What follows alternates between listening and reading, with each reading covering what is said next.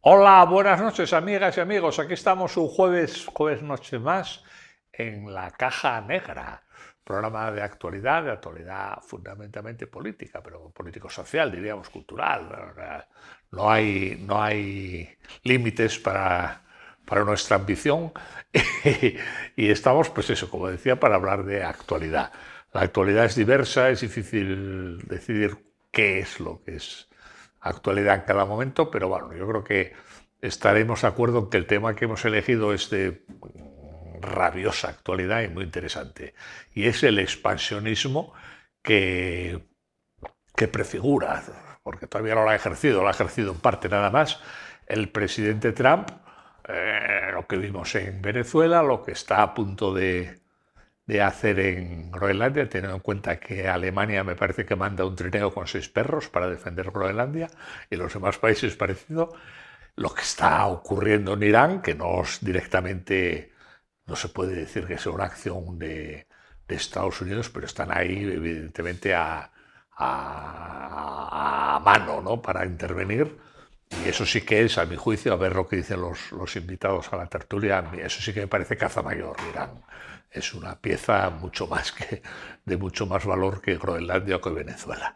Pero bueno, no soy yo el que tiene que opinar, así que están 4 invitados que ya los conocéis porque ya vinieron más veces, que paso a presentarlos de allá para acá.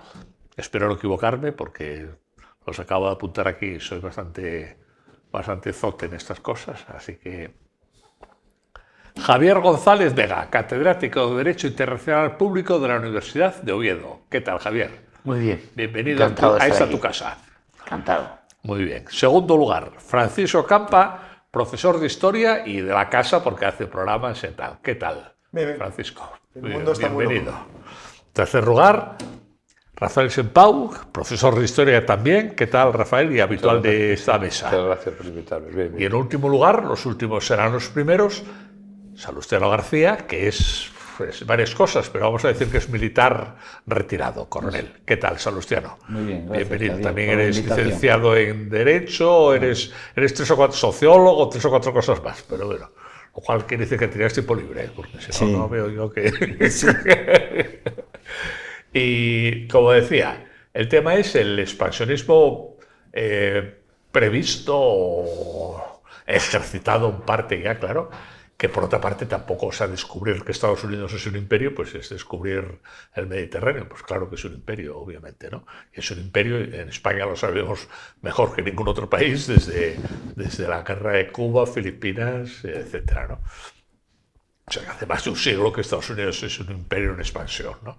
Así que, ¿qué os parece? ¿Tiene límite esta política de Trump? ¿Es humo? Porque hay quien dice que es humo, porque a fin de cuentas lo de Venezuela, pues bueno, sí, es un golpe táctico o estratégico, como se diga, espectacular, ¿no? De tener al presidente y llevártelo a una prisión de Nueva York, pero tampoco no invadieron Venezuela, quiero decir, o sea, que no es una, como se suponía, o como algunos suponían, ¿no? ¿Qué os parece? ¿Esta política está empezando? Yo creo que sí, que está empezando, pero bueno, eso ya es una opinión mía. O simplemente es coyuntural, por ejemplo, lo de Irán, pues puede ser una dinámica interna del país que ahí está Estados Unidos asomado al balcón para intervenir, pero que no es una política específica de Estados Unidos. No sé. A ver, el que quiera opinar sobre esto, que lo diga. A ver, Salustiano, que te veo con ganas de Geopolítica. Sí, sí. Geopolítica, pues. Geopolítica siempre. Geopolítica, que es nada más y nada menos que un análisis de todos los actores que en el mundo pueden ser funcionales o no en los parámetros que cada Estado-nación o cada conjunto de población pueda establecer. Yo voy a leer, para enmarcar esto, Breve. la Estrategia de Seguridad Nacional de Estados Unidos, un párrafo, Breve, del breve. 2022. 2022. Es que ver la del 25. Bien, bien. La necesidad de liderazgo estadounidense es mayor que nunca. Punto primero. 2. Nos encontramos en medio de una competición estratégica para configurar el futuro orden internacional.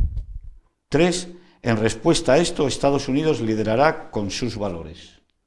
Pero eso vale para 1925. Sí, también, sí, pero bueno, en una estrategia nacional de seguridad es una directiva de defensa nacional aquí en España, en otros países funciona con otras denominaciones. Ahí se establecen unos parámetros de funcionamiento de ese Estado o de esa nación, en este caso, en el conjunto del planeta, ¿no? En el caso de la seguridad y la defensa y en este caso, como una estrategia a seguir por el propio país. Yo creo que el debate de la actualidad es incertidumbre, que lo permea todo, una gran incertidumbre, una velocidad exponencial en las acciones, en las que están ocurriendo, en las que están por venir, y una dirección, en este caso, digamos, aparentemente contundente por parte de Estados Unidos por su última acción en el caso de Venezuela, pero que ha ido alimentándose previamente con otros discursos que ya esta presidencia de Estados Unidos adelantó. Yo creo que se está cumpliendo una parte de esta estrategia de seguridad que afecta geopolíticamente a todas las naciones del mundo, porque uno de los actores principales, digamos, cuanto a potencial militar, en este caso Estados Unidos, va a competir abiertamente sobre lo que él puede considerar como adversario que afecta a otros planos. En este caso, pensar en la geopolítica y no pensar en los factores económicos es como no entender que hay que estudiar las cosas en la realidad. Estamos en una realpolitik que ya tiene antecedentes, una política realista, y yo creo que hay que ir adaptándose a este medio para que no, de alguna manera, no se altere en exceso la seguridad de todos. A ver, más opiniones. Bueno, yo sé.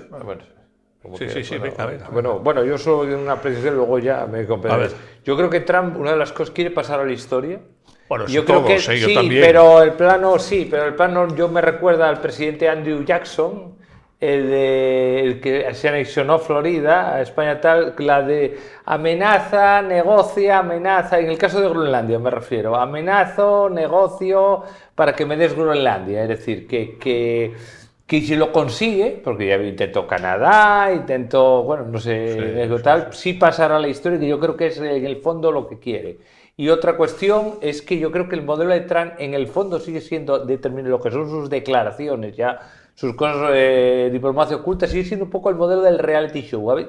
Tiene que dominar, salir, decir una cosa y que todo el mundo hable de él. Entonces, a ver, explica el modelo del reality show.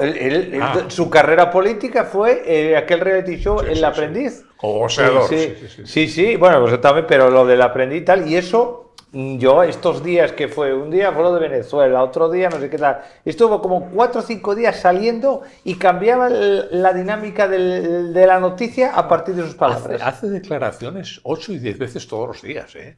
No para, es una máquina de decir cosas en el avión. Al subir al avión las hace, al bajar del avión las hace. Entonces es yo una creo locura. Que como luego tal ya seguimos hablando ya de más cosas. Bueno, yo quería comentar un par de cosas sobre, claro, el proyecto que tienen en mente, ¿no? Es decir, tiene un proyecto que lo publicó en noviembre de este año, en el 2025, en el que se define como el corolario de la doctrina Monroe, ¿no? Es decir, no estamos hablando en sí de una expansión, sino de un control. Sobre todo de recursos económicos. Él al final no le interesa Venezuela por controlar territorio, sino controlar el petróleo y sobre todo las tierras raras que hay allí, porque son esenciales para su política de resort, ¿no? Es decir, se había externalizado en todo el mundo la industria y se quiere volver, pero tú no puedes volver la industria si no tienes control efectivo de las materias primas, ¿no? Y ahí entra en juego Venezuela y Groenlandia. Groenlandia entra en juego también por lo que tú muy bien dices, que es volver a ser un presidente expansionista en Estados Unidos. Él engañó a sus votantes diciendo que era aislacionista, que no se iba a meter en conflictos, e incluso engañó a muchos con eso del premio Nobel, ¿no? La idea, pero en realidad... ¿A que se lo dan? No. Corina se lo regala. Eso es otra cosa, como le dio Simpen a Zelensky el Oscar, ¿no? No lo llevó Zelensky el Oscar. Bueno, la idea es que esa paz a través de la fuerza tenía sentido, porque es a través de la fuerza, ¿no? Y eso lo está implementando ahora de una forma que tiene que ver con su personalidad. Él, digamos, él se aburre, es una persona muy hiperactiva, muy activa y se aburre.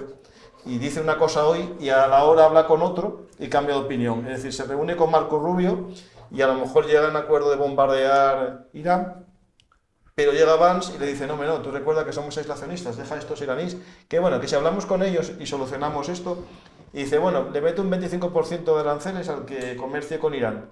Y al día siguiente, es que me acaban de decir los iraníes que no van a matar a nadie en la horca. Sí, eso es muy bueno. Y ya lo ataco. Eso es muy bueno. Pero a la vez hay un despliegue de tropas, pues acaso ha cambiado de opinión. Es decir, él quiere ser el centro de atención de las noticias. Sí. ¿Por qué? Porque hay las elecciones de nuevo del medio mandato, las encuestas está cayendo, su política no tiene un apoyo real tampoco por parte de la sociedad entera, porque ayer hubo algo que no podemos olvidar. Él tiene ciertas competencias ejecutivas en casos de peligro inminente para la seguridad nacional estadounidense. Groenlandia no es un peligro inminente para nadie. Y entonces sus políticas con Groenlandia las tiene muy difíciles, y de hecho ayer, que fue con Venezuela, en el Congreso, se presentó una norma para reducir sus capacidades en Venezuela. Sí. Y ganó por un solo voto. Por un solo voto. Es decir, hubo muchos republicanos que votaron en contra y otros fueron llamados en el último momento por Vance para cambiar el voto y llegar a ese voto de más. Lo digo porque es importante entender, Francisco, que no tienen ni apoyo de... Es que Estados Unidos es una democracia, mal que nos pese. Entonces no, más que le pesa a Trump. A todo el mundo, porque siempre la crítica a los yanquis. Es una democracia y es muy difícil. Es muy difícil hacer política de a dedo, lo que yo digo. Eso es muy difícil. Por suerte para todos. Claro, por suerte para todos, claro. Javier.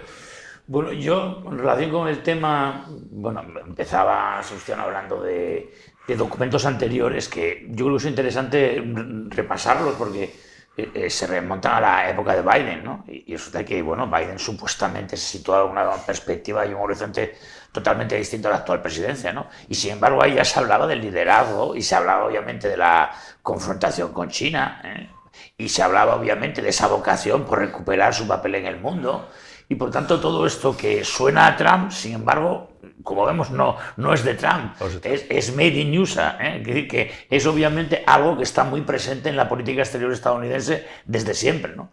Y entonces, bueno, desde esta perspectiva yo quisiera más bien recordar y rememorar, porque digo que es muy oportuna la cita que hacía Salustiano, en el sentido de que en realidad las operaciones del estilo de la que se han desarrollado en Venezuela ya han tenido lugar en momentos históricos muy anteriores, y en contextos supuestamente de nuevos órdenes internacionales, etcétera, etcétera, ¿no? Recordemos la intervención en Panamá, que fue muy sangrienta, que duró además muchos días, que bueno, se llevó todos la vida hasta de periodistas. Recordemos el caso Juancho Rodríguez del País, pues bueno, supuso realmente pues el despliegue de una fuerza en un contexto en el que ya supuestamente la Guerra Fría se estaba disolviendo, estábamos por tanto en un contexto diferente en el que se avecinaba ya lo que luego se llamó el nuevo orden mundial, y sin embargo fue una intervención clásica, ¿no? Con un despliegue masivo de militares, y con la detención de un no jefe de Estado, porque técnicamente Noriega no era un jefe de Estado, era el hombre fuerte, como se decía, de Panamá. El hombre fuerte de la CIA. Sí, ahí está. El hombre, efectivamente. Bueno, en realidad, el que controlaba todo, ¿no? O sea, un dictador de la antigua usanza, que emboscado, bueno, pues como pasaba en su día también con Salazar en Portugal, ¿no? Que desempeñaba un papel aparentemente modesto, pero en la práctica era el factotum. Bueno, pues en aquellas circunstancias, sencillamente aquel despliegue conllevó, obviamente, pues el derrocamiento de Noriega y su enjuiciamiento unilateral por Estados Unidos de América sobre la base de unos cargos que en este caso se produjeron en Estados Unidos y llevaron a la cárcel a Noriega, ¿no? Oye, Javier, ¿y si hunde la ONU como quiere, qué vais a hacer los internacionalistas? Sí, ¿Qué haces con la carta? Bueno, vamos a ver. Hombre, para hundir la ONU hace falta algo más que Trump. Hombre, sobre todo porque démonos cuenta, paradojas del destino, pues resulta que ahora resulta que la ONU es el refugio del multilateralismo chino o ruso, etcétera, ¿no? Por lo tanto, quiere decir que paradojas veredes, como casos como, por ejemplo, que de repente se encuentra la ONU con defensores inesperados.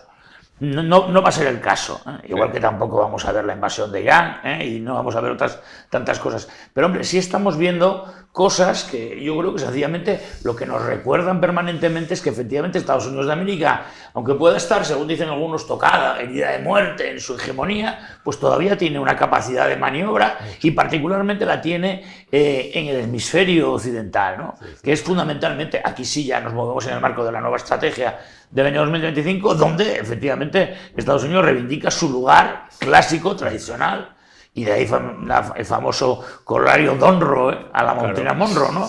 En el sentido de, efectivamente, recordar que efectivamente América es efectivamente el núcleo central del poder americano, del poder estadounidense, y consecuentemente todo lo que sea asegurar la afirmación de Estados Unidos sobre ese hemisferio es clave para la seguridad nacional, ¿no?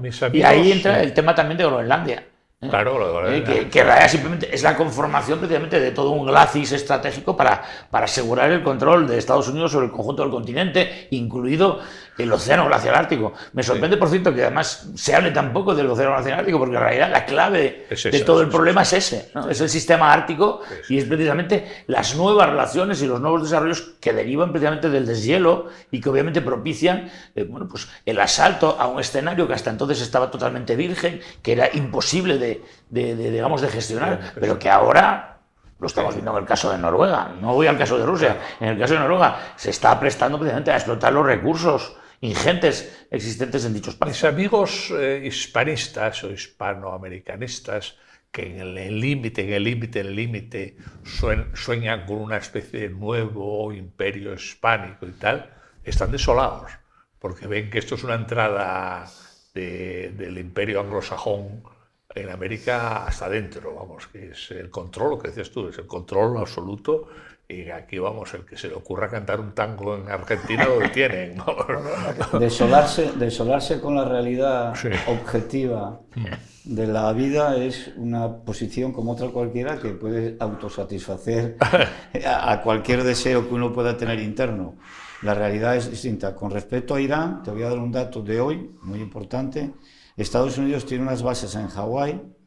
En esas bases de Hawái, hoy se ha dicho que han entrado, cuando hizo la acción Estados Unidos sobre la industria nuclear iraní en el conflicto en el medio, los 12 días, vamos. Hubo que bombardear con una serie de material que requería mucha penetración porque estaba muy profunda. No sé cuántos. Para poder actuar hubo que utilizar, no voy a utilizar palabras técnicas, aparatos, aviones, muy pesados, que se trasladaron desde el otro lado del Atlántico, o sea, hicieron miles de kilómetros.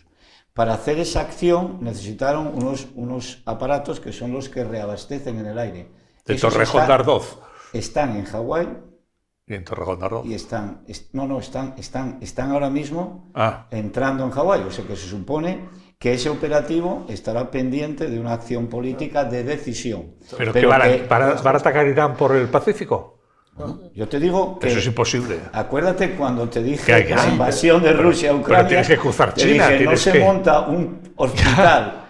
un hospital en la frontera de Bielorrusia para atender a 2.000 hombres de maniobra. Pero tienes que cruzar China. Yo en esto, como sabes que yo hice seguimiento del ataque a Fordo, a ver, ahí hubo una cinta que fue el despliegue previo de un par de B-2 desde Hawái hasta Diego García, pero eso fue un engaño. Realmente los aviones salieron de la costa este estadounidense y en vuelo directo sin paradas, con repostaje, atacaron, aéreo. Sí, claro, con repostaje aéreo, logística pero atacaron Atlántico Mediterráneo. Sí, pero bueno, necesitan reabastecimiento. Sí, claro, no, para eso están los externos. Bueno, dejarme leer la estrategia de seguridad nacional, que leí una parte, ahora leo otro párrafo de ahora.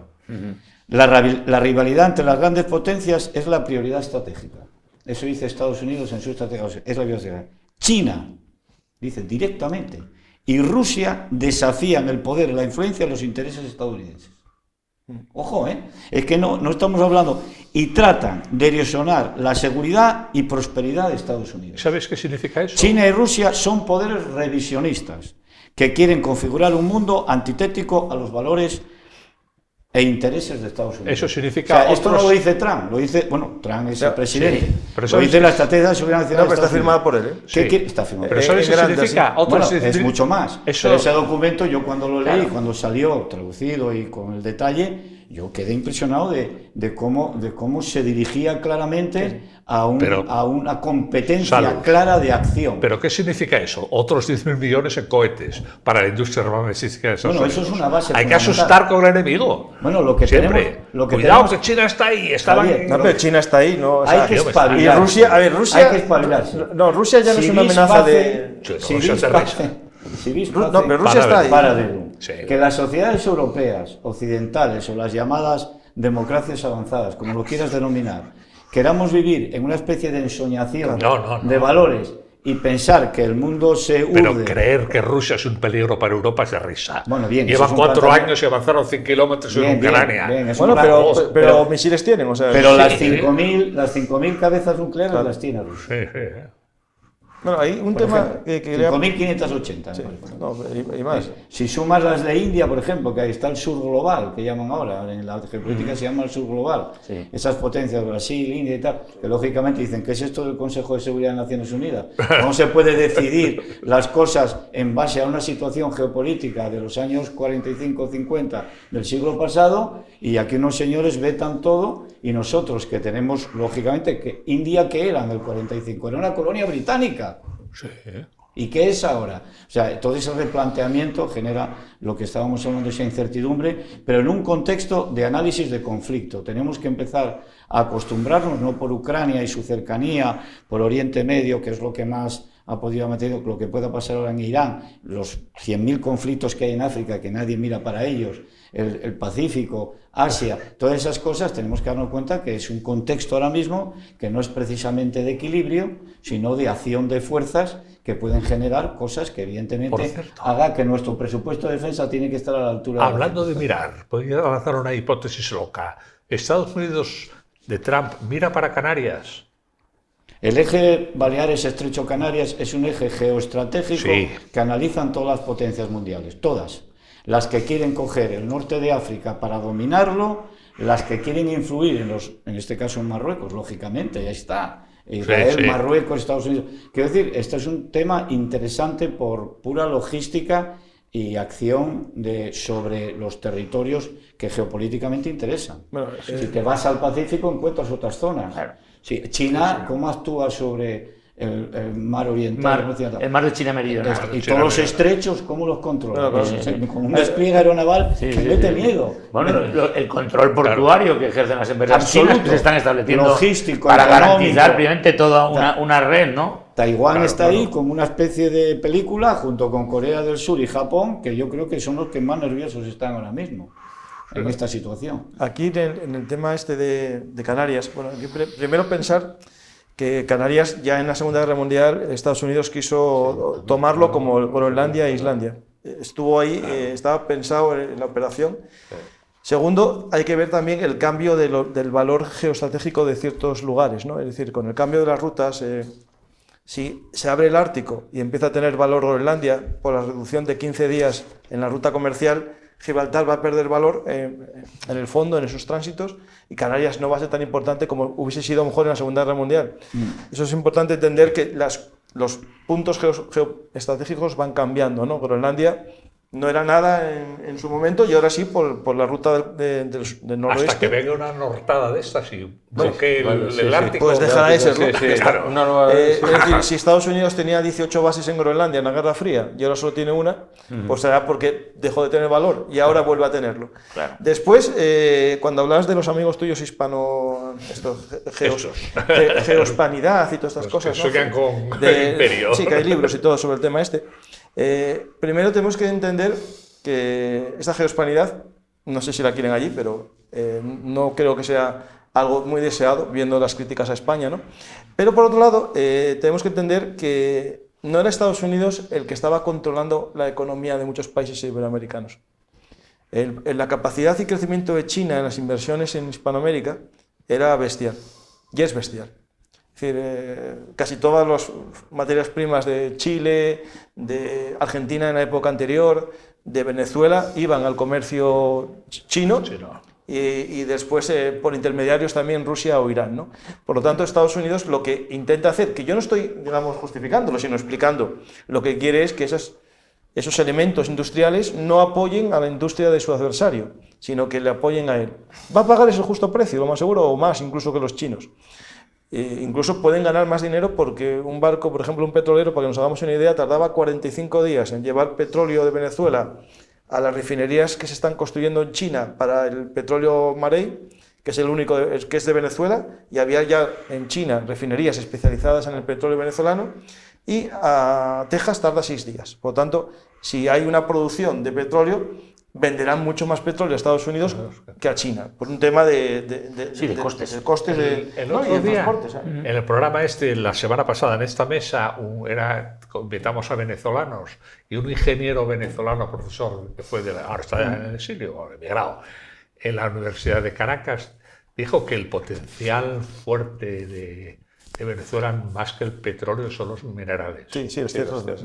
Sí. Las tierras raras, que no las hay en otros lugares del mundo. O sea, petróleo hay en más sitios. Hay más sitios. Tierras raras. Y además de mejor calidad. Claro.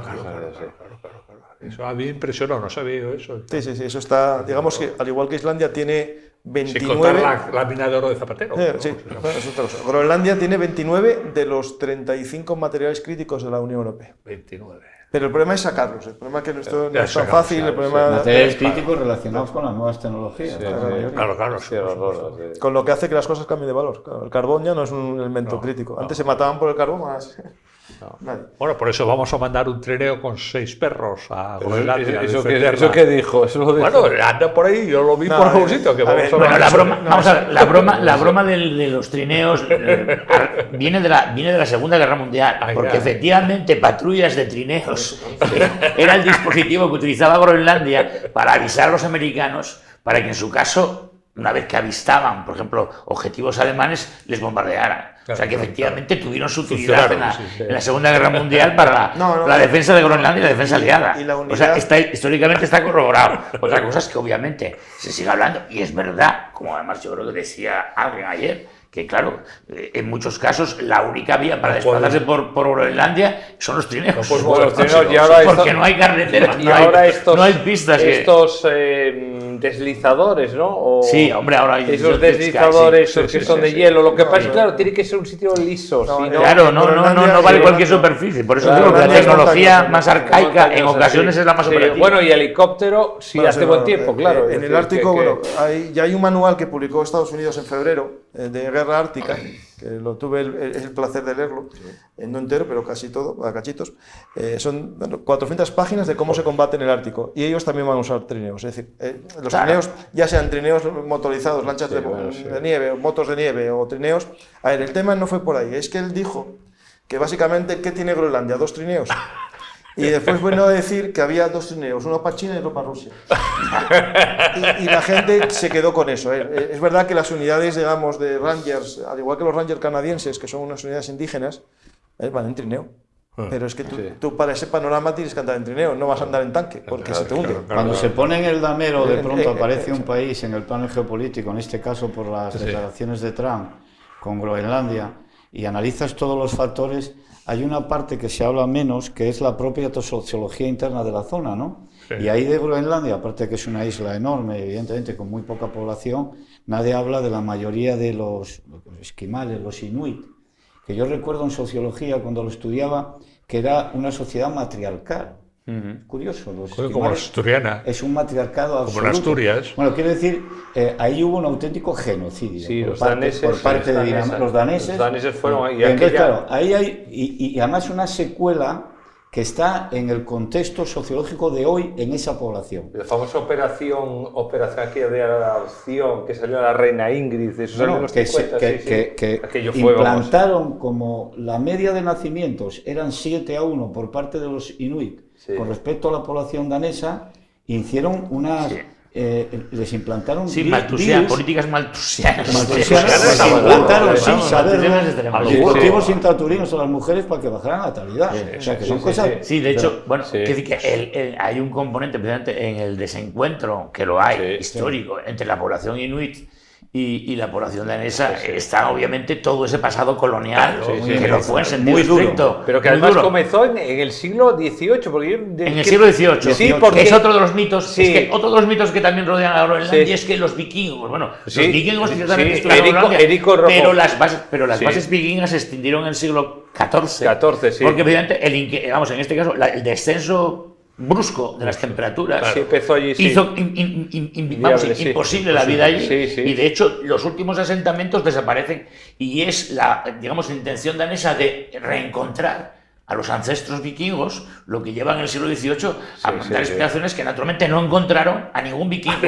porque habían desaparecido absolutamente. Se lo habían comido a las focas. Claro, nos encontramos es más, mandaron incluso misiones cuyo objetivo era, teóricamente, en este caso, adoctrinar en el protestantismo, porque claro, las misiones eran católicas, las misiones vikingas del siglo XV. Hay una parte Era adoctrinar en el luteranismo a las poblaciones vikingas que encontraron, que no encontraron. Lo encontraron. Hay una Follow parte News. de derecho internacional ahí muy importante que te quiero sacar a colación, que es un territorio que tiene un principio de autodeterminación Absolutamente. totalmente legal. No, pero pero llevan 2 referéndums, me parece, o 3, Bueno, que no ganaron. Pero bueno, eso no se sabe, las circunstancias Lo cambian. cierto es- no. No, ¿Qué lo ha que es pasado? cierto, ¿Qué ha vamos a pasado? ver, Lo que tiene es que- reconocido desde el año Sí, sí, 2009, sí. desde el año Pues 2009 tiene reconocido el derecho a la libre determinación, en este caso, digamos, por gentil concesión del Reino de Dinamarca, vale, pero en todo caso, por el que también hubiese podido luchar, por ejemplo, en Naciones Unidas, Sin duda. porque es indiscutible que estamos hablando de un pueblo diferenciado. Además, ahora mismo la lengua oficial de Groenlandia no es el danés, es la lengua inuit, inuit. Con lo cual quiere decir que realmente tenemos un territorio que tiene unas características y un pueblo con una singularidad propia que lo diferencia totalmente, aunque como hemos visto el primer En esas ministro... políticas, tú sabes que se llevaron a los niños menores de sí, 7 la años, operación esa se los como- llevaron sí, sí. a Dinamarca. a Dinamarca, Dinamarca, sí. para que aprendieran la lengua. No, y para Es- desarraigarlos. desarraigarlos, pero estos Sí. han vuelto allí y han acabado destrozada la generación, dicen, porque sí, están sí, en el no, Sí, sí, aula pero ahora moderna. mismo Tuvieron que pedir la permiso. diferenciación Auténticas barbaridades. entre daneses y groenlandeses es absoluta. Absoluta. Porque ya digo, la lengua oficial es el groenlandés y no es el danés. La población, obviamente, mayoritaria, el 90 y Sí. pico por ciento, es inuit. Sí, porque además es que o un danés mixta, se pero no marcha es danesa, a con lo cual quiere Dinamarca, que es que un es más territorio que rica. está en un proceso claramente de desvinculación. Dicho otra Y lo manera. único que falta es solamente la consulta sí, sí. referendaria No, que dé falta el claramente cheque de atrás. 700.000 millones de Trump. Ah, eso sí. Por es que- 700.000 millones No, encima de la es que, mesa, es que se decía va. sí, que se dijo, yo no sé si lo dijo él, o se dijo, Sí. vamos, desde... No, lo dijo él que... Sí, que $1 millón a cada lector. No, ahora son Empezó con 700.000 menos. Son millones. 70.000. claro. Sí. Hombre, de momento la Sí. apuesta es baja. Es Sí, más, o sea, no, barato, pero barato, también barato, que claro, todo el mundo claro, aceptará, claro. teniendo en cuenta que pero- estamos hablando de 58.000 No, habitantes, que Es se dice baratísimo, pronto. es baratísimo. Yo la cifra que baratísimo. dijo inicialmente eran 100.000 a cada uno. Después... No, dijeron $1 millón para... Bueno, es que sí, pero es claro, si lo considera encantado. Lo que pasa es que le dicen desde Estados Unidos que primero cobren y luego tal, que no les engañe. Porque Y, hombre, claro, y hay que claro, tener en cuenta, ya que hablaba antes Salustiano de la perspectiva jurídica, si evidentemente el pueblo de Groenlandia decide libérrimamente, y esta es una cuestión que puede obviamente plantearse, puede darse. decide libérrimamente, no solamente, digamos, separarse de Dinamarca, sino además al mismo tiempo unirse en algún tipo de fórmula de cooperativa, libre asociación, etcétera, como Estados Unidos de América, nadie puede censurarlo, porque desde la perspectiva del derecho internacional es absolutamente lícito impecable. el establecer cualquier tipo de relación. Entonces, desde esa perspectiva también, habremos de ver lo que ocurre, pero obviamente no descartemos una posibilidad de una posibilidad, vinculación sí. pacífica Bueno, y plenamente respetuosa con el derecho Otro- internacional, otro- en la que la fórmula No, canse. pero eso sin duda. cambia porque no hay tiempo. Es decir, él lo quiere hacer en su mandato. Ya. No en el tercero, no, en este. Entonces, claro, hay que recordar que Trump ya quiso comprar Groenlandia en el 2018. Sí, sí. Esto no es nada nuevo. Es decir, parece que se nos va olvidando como muchas cosas, ¿no? Me han dicho, también lo No, intentó sí, comprar. pero sí, Truman lo Estamos hizo. hablando de por eso digo que Pero- desdemonicemos también a Trump, porque ocurre que muchas No, pero políticas Trump- de Trump no, son simplemente remedio No, de pero- políticas de anteriores. Sí, pero líderes la gran diferencia es que Trump propone, ya que no le funcionó en el 2018 la compra, propone el uso de la fuerza. Y eso es algo que rompe todas las reglas, digamos, primero, del derecho internacional, por un lado, Ciertamente. pero segundo, de algo peor, que es de la diplomacia con tus aliados. Porque no estamos hablando de que amenace a un país que está mal, de cualquier lugar del mundo que está mal. Está amenazando a un socio de la OTAN, poniendo en juego la OTAN. Porque la OTAN ahora mismo, que había logrado recuperar fuerzas tras la ocupación rusa de... No, ocupación o invasión. Ocupación ya estaba ocupándolo previamente, en 2014, y no había hecho nada la OTAN, por cierto. con la anexión de territorio se demuestra que al parecer se puede aplicar la ley del más fuerte y es lo que quiere hacer Trump. Vale, pues bien, pero lo quiere hacer con un aliado. ¿Qué va a hacer la OTAN? Si la OTAN lo deja, lo permite, está muerta. Si la OTAN se enfrenta, está muerta. La única opción que hay es que Trump, mejor dicho, Marco Rubio y el Deep State, haga algo para convencer a Trump de que lo que es importante para Estados Unidos y su seguridad nacional no es ocupar el territorio, es controlarlo. Y controlarlo es evitar que haya rusos allí. Pero y si ya chinos. fueron los de Dinamarca y de Groenlandia a Washington. Sí, sí. Y al día Están siguiente... rendidos totalmente. No, Bueno, coges el este avión- marco negociador que han convenido en establecer puede creando, dar pistas acerca de lo a ver, que están cuesta creando... una cosa. primero tenemos que entender que Trump es Trump y Estados Unidos es Estados Unidos. Estados Unidos tiene que dar valor a una zona que el mundo está calentando, eso lo sabemos todos, está loco, como dijo ayer Trump. El Ártico tiene un 50% Rusia y un 50% la OTAN. En el mapa estamos enfrentados completamente en el Ártico.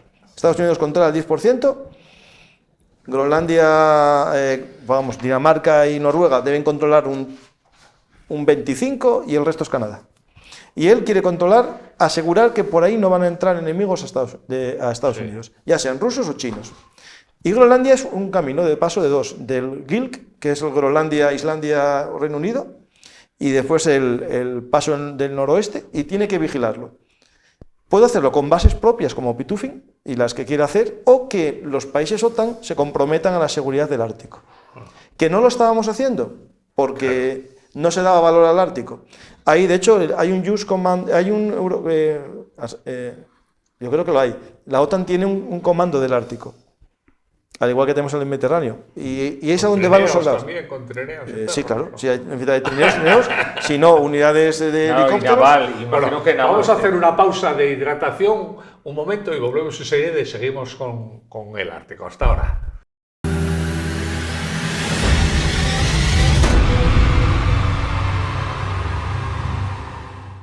Bueno, estamos de vuelta de la pausa de hidratación y está Rafael Sempau, que no se contiene, tiene que decir. No, bueno, esa en relación, ya que hemos hablado de tal, la cuestión de Europa. Yo, la verdad, la diplomacia europea y los líderes en general los veo bastante desastrosos.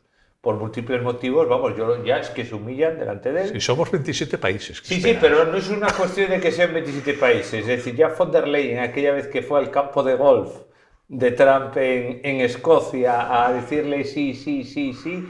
Yo no sé si, a ver, esto habría que hacer hipótesis, si a lo mejor, esto se me ocurre a mí, que durante el primer mandato de Trump se dedicaron a mirarle con un poco por encima del hombro y os la guardo y os doy ahora, y que vio que se achantaban, pero vamos, yo no sé, sí, hay los de Dinamarca, Islandia, pero es que a lo mejor, digo Islandia, Groenlandia, pero a lo mejor en otro tipo, a lo mejor líderes un poco más serios hubiera podido ahí convencerlo. Javier, de ¿qué ibas a decir? Sí, bueno, yo Sí. sencillamente quisiera destacar una cosa que se ha, yo creo que sombreado un tanto en el actual debate en torno a Groenlandia, ¿no?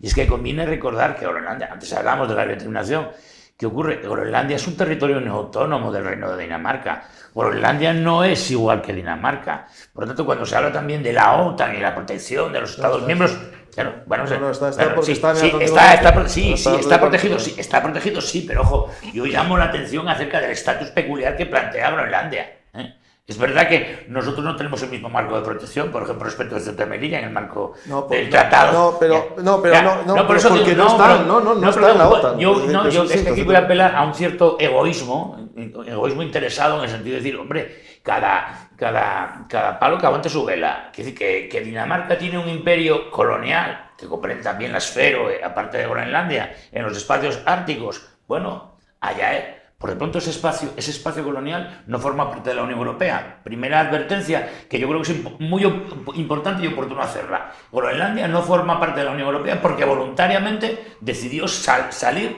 de la Unión Europea en el año 64. Sí. Primera cuestión. Por lo tanto, los compromisos europeos para con Groenlandia, ojo, son muy relativos, ¿eh? Porque para nosotros es un tercero. Es un tercero, punto. Que Dinamarca tenga después su particular relación, etcétera. Bueno, aquí es como si nos dijeran, no, venir a proteger en su momento el Sáhara Occidental, las colonias españolas. ¿Venía alguien a protegerlas? No. Por tanto, la cuestión de que la colonia danesa de Groenlandia tengamos que ir los europeos se empeña a protegerla, porque sí, a mí no me queda tan claro. A mí no me queda tan claro. El tema es que está dentro de la OTAN, eso sí que no hay duda No, sí, ninguna. bueno, sí, pero bueno, pero entonces eso es una cuestión distinta. Y esa- pero y esa- no es relación- Europa. No, lo que sí, dices es que no, no es no, Europa. pues- Aquí no estamos defendiendo la integridad territorial de Von der Europa. Leyen sí que le preocupa y es No, Europa. no, pero bueno, pues por Von der Leyen no sé por qué, porque Von der Leyen no pinta nada en la OTAN. Canarias no está de facto, Ya. está en algunas las aduanas y tal, no está en la Unión Europea, pero es otra cosa así. Ya, bueno, ya, perdón, pero es que no, pero es que Hay Groenlandia que- no está porque, al igual que hiciera en su momento Noruega, por puro egoísmo, Groenlandia decidió que no le interesaba compartir la pesca con Europa, Claro. ni sus recursos. Entonces dijo, no, a mí, eso fue lo que hizo también Noruega. Noruega dijo, no, yo la pesca, ni para atrás. Entonces, volvemos a lo mismo, hombre. Si quieres estar solo, pues hombre, acostúmbrate a estar solo. Por eso digo, claro. apelemos a un egoísmo bien entendido. Claro, pero el problema si es- quieres estar solo, aguanta. Bueno, tienes las ventajas, pero también tienes los inconvenientes de estar solo. Pongamos que Groenlandia no está en la OTAN, no está en la Unión Europea. Vale, ponemos, eso es cierto, ponemos que Bueno, no sí, está. absolutamente cierto. No, de la OTAN no, pero ponemos que no estuviese en ningún sitio, pero el barco danés es danés. Sí. Entonces, cualquier barco danés atacado en el Atlántico Norte, aunque Groenlandia no fuese de la OTAN, que lo es, sería un ataque a un país OTAN. Y por tanto, es igual que en el caso de Ceuta y Melilla, un barco español anclado en el muelle de Ceuta es territorio español, aunque Ceuta no esté en la OTAN. Hombre, yo lo Eso pasa habría es que darle muchos giros, Ya. pero... yo pero- personalmente no pero- me imagino un escenario de un ataque No, estadounidense. No, yo a tampoco, Groenlandia. no, yo tampoco. Hombre, Pero- sí podría imaginarme un escenario en el que un barco estadounidense surto un puerto groenlandés, explote y los americanos echen la culpa a los daneses. Porque eso ya lo han hecho en alguna ocasión. Otro Maine. Otro Maine. Otro Maine. En el caso, mira, Imaginemos que eso sí podría ser un casus belli, bueno, al Por fin y al cabo, utilizar- de incidentes de esa naturaleza. Por utilizar datos yendo Sí. otra vez al plano geopolítico, ¿no? De análisis geopolítico. Porque claro, esto, si nos perdemos en detalles, no solo de la historia, de la que conocéis mucho vosotros dos, sobre todo, como historiadores, sino porque hay multitud de ejemplos, como Javier acaba de exponer, el buscar un modus operandi en raíz de algo que tú mismo has provocado y te enteras 50 años después. En el 2012 había 33 conflictos activos en el mundo, con una duración media de 7 años. En el 2026 hay 55 conflictos activos con una media de duración de 8 a 10 años. Si seguimos pensando en el poder blando, en la paz perpetua kantiana, en el mundo idealizado, y Europa se construye como se ha construido una especie de imperio administrativo, nos está faltando un pilar fundamental para formar parte de ese juego geopolítico. Europa ahora mismo, ¿qué puede hacer? Si se está luchando para que se llegue a un 2% del Producto Interior Bruto, Y no quiere algunos nadie. países han acelerado, como Polonia y tal, porque le han visto las orejas al lobo, pero cuesta implementar una realidad que basada en la famosa frase del si vis pacem paralelo, que no tiene por qué ser una frase militarista. Yo creo que es una frase de realidad, de constitución de las sociedades, que en su soberanía tienen que tener una defensa de ese arquetipo de derecho que ellas mismas han construido. Lo que no puedes andar por el mundo en ficciones y de pronto aparece en este caso un señor como Putin y te invade una soberanía como la de Ucrania, o aparece un régimen teocrático que te cepilla en 14 días. Se dice que ya rondan los 10.000 y ya hay imágenes ya directamente con ametralladoras de 12-70 disparando directamente a los manifestantes desarmados. O sea, claro, De 12,70 destroza su cuerpo. claro, por eso muchos cuerpos están en la morgue y la Irreconocibles. familia se ven escenas en que no se pueden reconocer. Que han destrozado. Porque los han destrozado, pues los han ametrallado directamente. Ya, pero otras no bastante, Bien, ¿no? entonces en estas situaciones, ahí yo recuerdo, profesor, el derecho de injerencia monetaria, ¿no? Los pasillos humanitarios, o sea que eso de las soberanías no deja de ser un tema que hay que analizar un poco con pinzas, ¿no? Porque tú realmente, ¿qué se puede permitir dentro de un Estado de acción del propio poder de ese Estado? ¿Qué se puede admitir? ¿Se puede admitir lo que está pasando en Irán? ¿Se puede admitir lo que ha pasado tantos años en Venezuela? ¿Se puede admitir lo que ocurre en Corea del Norte? ¿Se puede admitir lo que ocurre en Cuba? ¿Se puede admitir lo que pasa en Nicaragua? ¿Qué es lo que se puede admitir? Que en China, Los derechos humanos, yo creo que, y yendo ahora ya a tu terreno, vamos, al terreno del derecho internacional, que tanto le gusta a Javier, el derecho internacional es un enamorado Javier de él, el derecho internacional, yo creo que no puede olvidar el norte. El norte del derecho internacional no puede ser una ficción jurídica como es la soberanía. Serán los derechos humanos de las poblaciones. Ese será el norte de un derecho que quiere ser internacional y que quiere ser juzgado con instrumentos que ya se han creado, sin duda, pero que tienen que ser operativos para las poblaciones, no para los poderes que hay controlando poblaciones y haciendo auténticas salvajadas. Entonces es un elemento que yo creo que es muy importante, muy interesante, porque efectivamente se está invocando constantemente la violación del derecho internacional, pero siempre de parte, ¿no? Porque siempre es la violación del derecho internacional por parte de Trump, los Estados Unidos, Israel, etcétera, etcétera. Pero claro, se desconocen otras normas del derecho internacional que son tan importantes como esas y que tienen que ver con... Y que están escritas. Claro, yo las y que estudié. están obviamente plasmadas en reglas que son además de absoluto y obligado cumplimiento, como que, simplemente pongo un ejemplo, si Estados Unidos de América, en vez de haber presentado como cargos contra Maduro las actividades narcoterroristas, cuya, digamos, fundamentación desde luego jurídica internacional es muy dudosa. Ya, bueno, pero bueno, incluso la propia noción de terrorismo desde la perspectiva del derecho penal suscita muchas dificultades, ¿no? Pero si los cargos hubiesen sido por crímenes de lesa humanidad, sería indiscutible el fundamento jurídico internacional para poder enjuiciar a Maduro. Ya, pero hay un tema... O sea, porque precisamente en ningún caso, ni siquiera un jefe de Estado en activo, sea legítimo o ilegítimo, puede invocar la humanidad para hacer frente a cargos de lesa humanidad. Por lo tanto, ¿cuán diferente? Y ahí sí que estamos hablando de una violación del derecho internacional, que en muchas ocasiones se desconoce, porque, como bien sabemos, algunos de estos enardecidos defensores del derecho internacional que han surgido en los últimos tiempos digamos con una aplicación selectiva del derecho digamos que surgen a conveniencia. Y aplican selectivamente el derecho internacional. Ven violaciones flagrantes del derecho internacional en algunos casos y no ven ninguno. O sea, el régimen de los ayatolás está o no cometiendo violaciones graves, delitos de lesa humanidad al reprimir a la oposición, sin duda.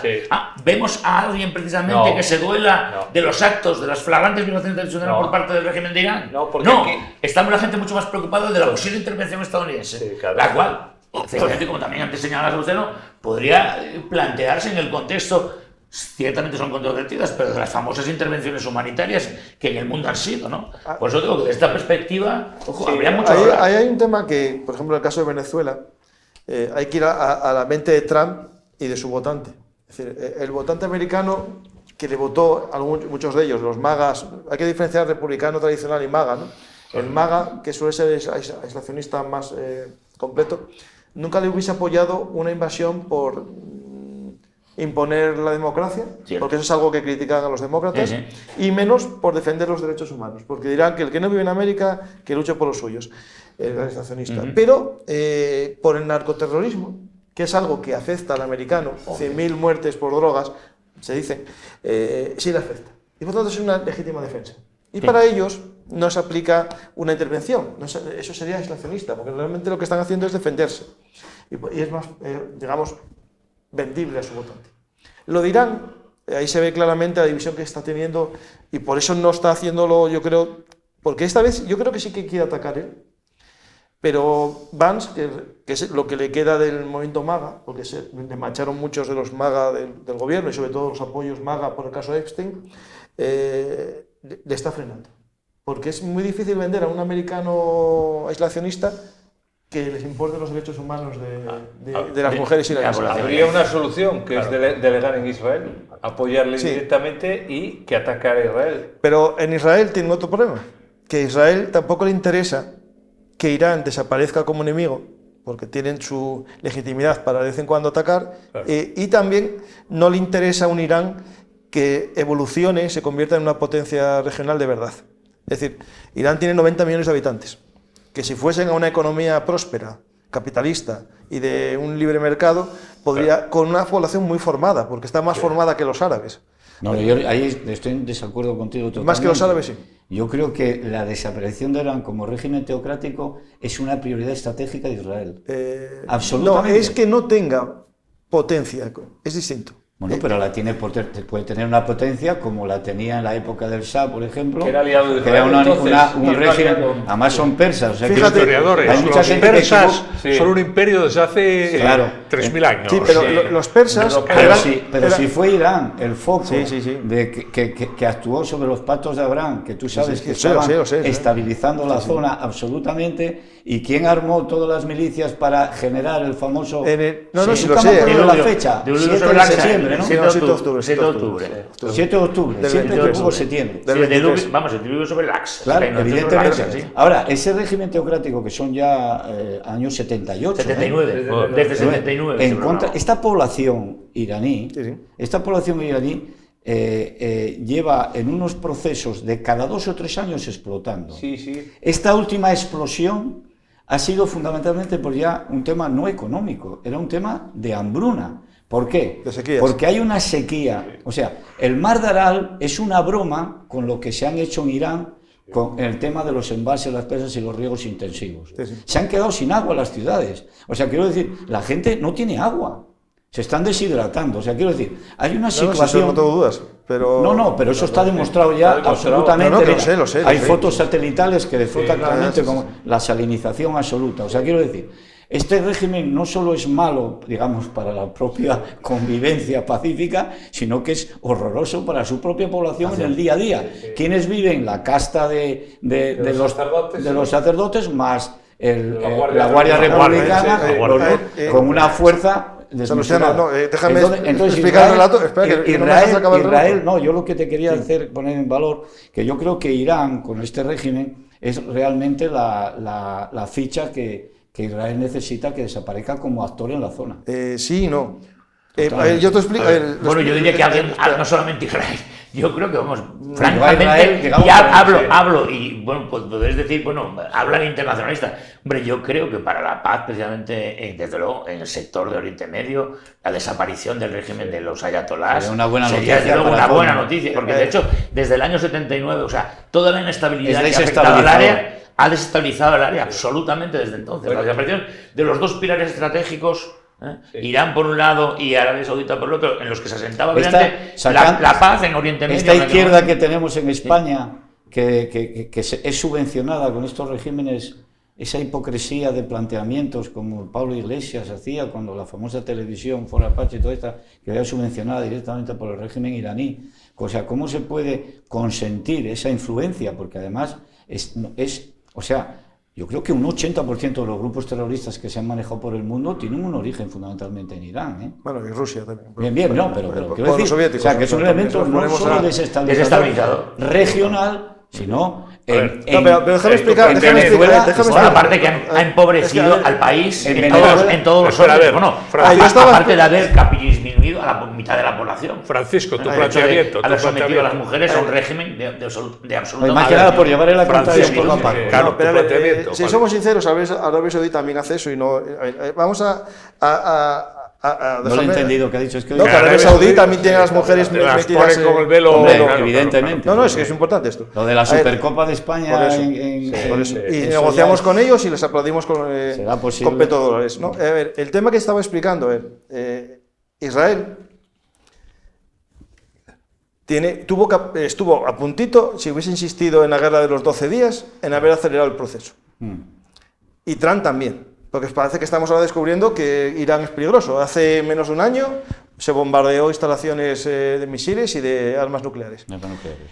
Y Israel paró, porque su único objetivo en aquel momento, y hubo muchos analistas israelíes que lo dijeron, era limitar la capacidad de Irán. No quieren que acabe el régimen tampoco, porque lo que se puede imponer allí tampoco es estabilidad. Es decir, Israel, que apoya a los movimientos, digamos, anti-régimen por un interés propio, es decir, porque le viene bien que dividan la fuerza, tampoco le interesa que haya una guerra civil en Irán en la que por un lado aparezcan los baluchis, por otro lado los kurdos, por otro lado movimientos islamistas como el ISIS-K, que los hay, y por otro Siria, lado, como ejemplo, como una claro. Siria, porque eso llevaría a una presión migratoria en toda Turquía, en todos los territorios. Después, si desaparece Irán como una potencia regional no peligrosa para Israel, porque ya no tiene armas nucleares y no tiene misiles, ¿A quién afecta? Arabia Saudí y Emiratos Árabes Unidos. Arabia Saudí y Emiratos Árabes Unidos tienen que estar atentas su ejército para la defensa contra Irán, no contra Israel. Es lo que quiero decir con este tema. Es decir, el tema va por ahí. Es decir, hay un juego por ahí. No es nada fácil hacer el análisis. No es fácil. No, es que es muy difícil. Por eso decir que Israel está... No, a Israel le interesa que nadie en ese lugar levante la cabeza. Por ejemplo, hace poco en el Yemen, que estuvieron a punto de matarse emiratíes y saudíes. Bueno, de hecho bombardearon un transporte entero de blindados. Y en 5 días los emiratíes perdieron todo el territorio que sus proxies habían conquistado en el Yemen, en 5 días. Porque no querían una guerra con los saudíes. ¿Por qué no querían esa guerra?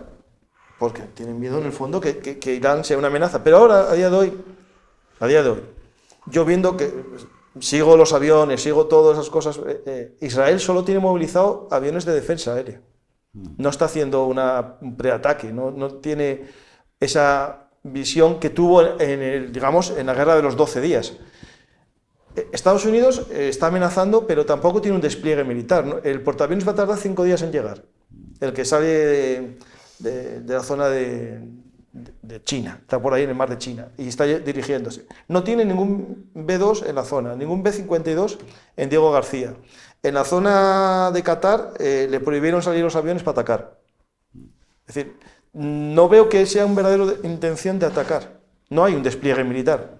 Ojalá ataquen esta noche y veamos que se descabeza el régimen. El tipo de acción, pero no sé cuál va a ser. No, tiene que ser descabezar el régimen, no hay otra. El tipo de acción no sé cuál va a ser, pero que va a haber una acción, seguro. Eso ya te lo... Porque a ver, aquí tenemos una apuesta, muy bien. Yo sí. Pero sobre Irán, segurísimo. Puede hacer un primer ataque de aquí estoy yo, que eso no necesitas muchos aviones. Ya, pero el problema... Mira, ¿habéis oído hablar que en la acción de la exfiltración o extracción, como llaman, de Maduro en Venezuela, se han utilizado unas armas que todo el mundo está lucubrando exactamente qué es lo que pasó ahí? Sónicas. Bueno, bien. Yo esas historias, en todas las guerras de Estados Unidos tiene un arma maravillosa. Yo no lo sé, pero parece ser que también las ha utilizado Israel en el conflicto en Gaza y demás. Sobre todo en los túneles. Policía. En los túneles que aquí el amigo Javier no se creía su dimensión y se está demostrando que son más que el metro de Madrid. Son más que el metro de Madrid. Muchísimo más. También se han utilizado ahí y parece ser que muchos de los terroristas de Hamas que estaban ahí salieron destrozados porque es que no podían aguantar la presión. La acción. Los motos de escuadra la tienen en España. Sí. Pero no, es otro tipo de arma. Vamos a ver. ¿Cómo te lo explicaría yo? Es una acción limitativa al 100%. Pero en el caso de Maduro era porque había que neutralizar a los cubanos porque iban a matar a Maduro los cubanos. Sí, bueno, eso tenían la orden de matarlo. Entonces había que pero eso lo neutralizaron los salvar a Maduro. No hemos hablado de Cuba, ¿eh? Claro. Que Cuba también tiene un factor importante ahora mismo de... Cuba va este rubio para allá de presidente, hombre. Le queda para el verano es presidente. Yo creo que cuando hablamos un poco de la geopolítica, en este caso del orden mundial y del sistema internacional, a veces en el análisis, digamos, más personal, como se hace de la figura de Trump, con ese histrionismo que tiene, que es infumable en muchos aspectos, ¿no? O de otros líderes, como puede ser Milei, ¿no? Si tú analizas a Milei, dices, bueno, vamos a ver que este individuo, ¿de dónde ha salido, no? Pero ahora vayamos a las políticas. De las urnas. ¿No? Exactamente, de las urnas, pero no, el personaje. Yo hablo del personaje, el análisis que se hace así muy cruento de esos liderazgos. Yo creo que si queremos ser un poco serios, lo que tenemos que analizar en primer lugar esa sociedad de la que parten este tipo de liderazgos, porque aquí en España podemos rasgarnos la vestidura todo lo que queramos, pero el presidente es Pedro Sánchez. Pido la palabra, estamos ya en los últimos minutos, voy a hacer una ronda de allá para acá, un poco de prospectiva. A ver, la pregunta sería, ¿va a seguir Trump con esta política, vamos a llamarla expansionista, o se conforma?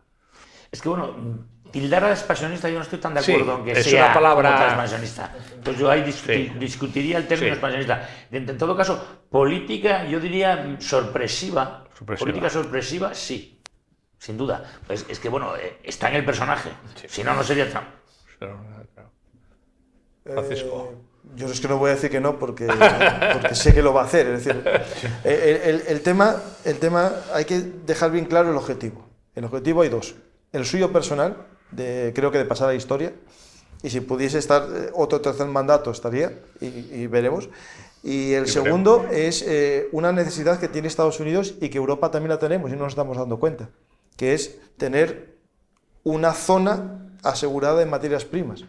Y Estados Unidos se dio cuenta. De todos modos, Trump tiene la retaguardia muy mal, y tiene elecciones en noviembre. Sí. Es un problema serio. No, pero esto es Estados Unidos. Es decir, Estados Unidos, sí. sea quien sea, quiere asegurarse que el litio esté cerca de su... Tal. Sí. Rafael. Yo creo que sí seguirá. Y además, por el momento, no le está saliendo mal, a pesar de que a veces llaman taco, porque a veces vuelve para atrás y demás, pero por ahora le está saliendo relativamente bien. No hay una catástrofe, no hay una... es decir, que por el momento sí. Salustiano, cierras tú. Cierro yo, sin entrar en el personaje, pero sí en la acción política exterior de Estados Unidos en toda su historia. No hay duda de que este es un momento en que se va a intensificar la acción a nivel internacional en grado alto, fundamentalmente porque el sistema mundial hoy está descansando mucho más en el conflicto que hace 30 años, hace 10, hace 15. Y el conflicto es una realidad que hay que abordar. Quien tiene la fuerza, como es el caso de Estados Unidos, y el potencial para sus intereses protegerlos a través de esas acciones, lo va a hacer, porque si no, la situación va a ir creciendo y el problema será aún mayor. Va a haber intervención en muchísimos espacios y territorios. Y desde aquí digo que en Irán seguramente una acción cercana va a ocurrir, seguro. Muy bien. Pues muchas gracias a los cuatro. Yo me quedo más angustiado que antes, Sí. porque creo que España, que encima somos enemigos de Trump, pues tenemos las cosas un poco torcidas, ¿no? O sea, me parece que habrá quien diga que la postura del presidente del gobierno, el señor Sánchez, es muy gallarda, pero a mí me parece un poco temeraria también, no sé. Ahí lo dejo. Gracias a los cuatro, insisto, y buenas noches a todos vosotros. Hasta el próximo jueves.